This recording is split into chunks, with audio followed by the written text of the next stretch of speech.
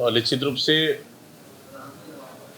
हम लोग भी मीडिया के माध्यम से कल शाम से देख रहे हैं कि 30 या 30 से संख्या में आसपास ऑपरेशन के द्वारा नक्सलियों मारे जाने का दावा है। तो निश्चित रूप से अगर टारगेट एनकाउंटर है तो निश्चित रूप से फोर्स को बहुत बहुत बधाई और शुभकामनाएं। देखिए, क्या अमित शाह इससे पहले नहीं थे क्या? अमित शाह कल ही आए हैं क्या? अमित शाह जी 10 साल पहले से है इस देश के गृह मंत्री। लेकिन कहीं ना कहीं कांग्रेस सरकार की पिछले समय कांग्रेस सरकार के द्वारा स्थापित कैंप, पुल पुलिये जो अंदर एरिया को जोड़ता है, उसी का नतीजा है कि कहीं ना कहीं ग्रामीणों में विश्वास और भरोसा जगा है। और कहीं ना कहीं जो अंदर अस्पताल, स्कूल, सड़कें, पानी और इस तरह की जो वहाँ के लोगों के लिए सरकार ने 5 साल में बेहतर काम किया, कहीं ना कहीं वहाँ के ग्रामीणों का दिल जीतने का काम हमारी सरकार ने की थी, उसी का फल आज मिल रहा है। जो कि वहाँ के लोग अगर कहीं मूवमेंट है तो हो सके सूचनाएं दे रहे हो, उसी का नतीजा है कि बड़ी सफलता मिली है फोर्स को, और कहीं ना कहीं इसके लिए फोर्स को बधाई।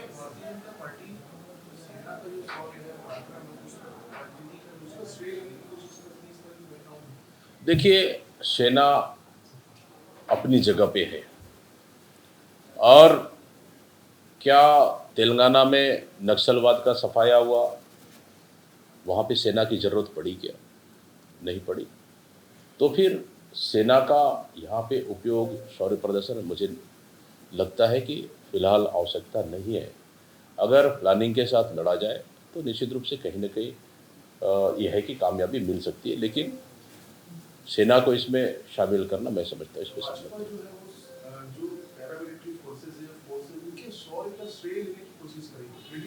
देखिए, भारतीय जनता पार्टी तो हर चीज़ में श्रेय लेने का प्रयास करती है और हर चीज़ को वो राजनीतिक मोड़ देने का प्रयास करती है। ये एक आत्मसमर्पण की जो नई नीति है उसको बनाया जाना है, उसको लिए नक्सलियों से सुझाव लेते हैं, तो गृहमंत्री जी के साथ मीटिंग होगी, मुख्यमंत्री जा रहे हैं। देखिए, नक्सली नीति पहले भी बेहतर था और उसी नक्सली नीति आज भी सरकार फॉलो कर रही है। ठीक है, वर्तमान कंडीशन में अगर थोड़े बहुत चेंजेस करना है तो सरकार के अपने अनुसार उसको निर्णय करके चेंजेस करना चाहिए। लेकिन अब नक्सलियों से पूछ के अगर नक्सल नीति अगर बना रहे हैं तो फिर ये तो दोहरी मापदंड है।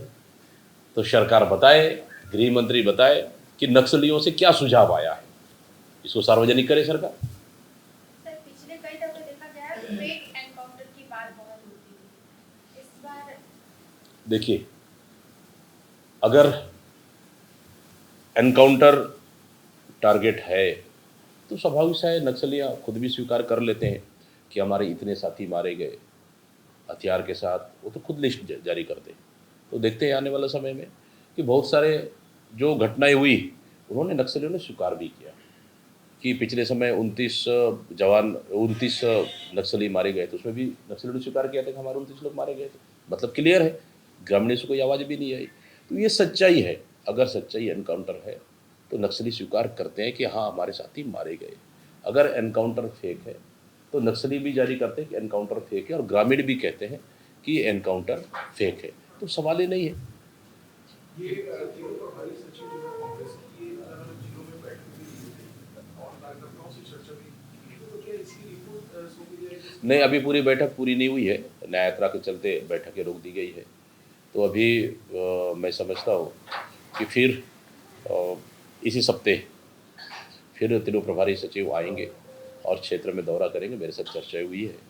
और फिर जो शेष कुछ जिले बाकी हैं उसके बाद ही रिपोर्ट सौंपने के बाद ही फिर हम लोग आगे करेंगे। कार्यक्रमों को लेकर चर्चाएं की जा रही हैं कि जो संगठनात्मक नीति होगी उसको लेकर भी चर्चाएं जा रही हैं।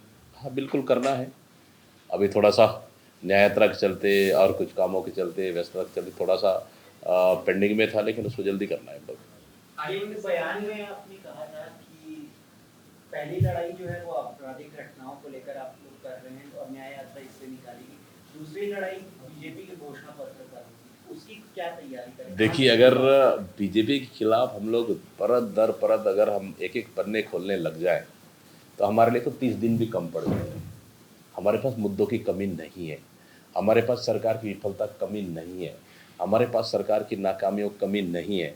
हमारे पास तो अगर एक किताब लिखने लग जाए 9 महीने में तो मुझे लगता है कि एक तो 9 किताब छप जाएगी। लेकिन यह है कि हम लोग स्टेज बाय स्टेज लड़ रहे हैं और स्वाभाविक सा है कि हम हर स्टेज को लेकर, लेकिन अब कानून व्यवस्था सबसे बड़ा मुद्दा है अभी, और ये मुद्दा प्रदेश की जनता से जुड़ा हुआ है।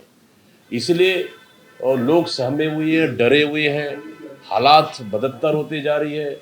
छत्तीसगढ़ को अपराध गढ़ बनाया जा रहा है, बन गया, राजधानी सुरक्षित नहीं है। ये सबसे बड़ा मुद्दा बच्चे से लेके, महिला से लेके, युवा से लेके, बुजुर्ग लेके सभी वर्गों के लिए, तो इसलिए ये सबसे बड़ा मुद्दा है। इसलिए इस मुद्दों को हम लोग प्राथमिकता से अभी लड़ रहे हैं। आगे बहुत सारे मुद्दे, उन मुद्दों को लेकर फिर हम लड़ेंगे। पिछले समय तो इतनी धान खराब हुई और अभी तक उठाव तक नहीं हो पाया, तो सरकार को बिल्कुल अभी मैं समझता हूँ नवंबर के बाद से धान खरीदी शुरू होना है, तो सरकार को इससे तैयारियां रखनी चाहिए। और यह है कि सरकार जिस तरह से पिछले समय धान उठाव नहीं हो पाया, बहुत धान खराब हो गए, इन सब चीज़ से सावधानी बरतनी चाहिए।